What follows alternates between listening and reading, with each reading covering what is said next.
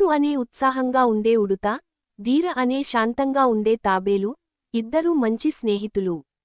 వారు పెద్ద మామిడి చెట్టు దగ్గర ఆడుకుంటున్నారు. తుత్తు చెట్టుపైకి ఎక్కింది.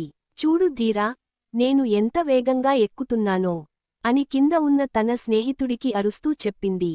కాని తుత్తు ఇంకా పైకి ఎక్కేసరికి సన్నని కొమ్మ చివరకు చేరుకుంది. అది ఊగుతూ ఉంది. తుత్తుకు చాలా భయం వేసింది. ధీరా, నాకు సహాయం చెయ్యి అని తుత్తు చిన్నగా ఏడుస్తూ పిలిచింది. ధీర కింది నుంచి పైకి చూసింది. అయ్యో, నా స్నేహితురాలికి నేను సహాయం చేయాలి, కానీ నేను ఎక్కలేను అనుకుంది. ధీర చుట్టూ చూసింది. అప్పుడు నది నుండి వచ్చిన నున్నని పెద్ద రాళ్ళు ఒక పక్కన కనిపించాయి. ధీరకు ఒక ఆలోచన వచ్చింది. ధీర నెమ్మదిగా, కానీ చాలా గట్టిగా, మొదటి పెద్ద రాయిని మామిడి చెట్టు మొదలు వైపుకు తోసింది. 1 అని లెక్కించింది. ధీర ఆ రాళ్ల జాబితా ఒకదానిపై ఒకటిగా పెట్టి, చిన్న రాతి మెట్లు లా తయారు చేసింది. అది చాలా కష్టమైన పని, కానీ ధీర ఆపలేదు.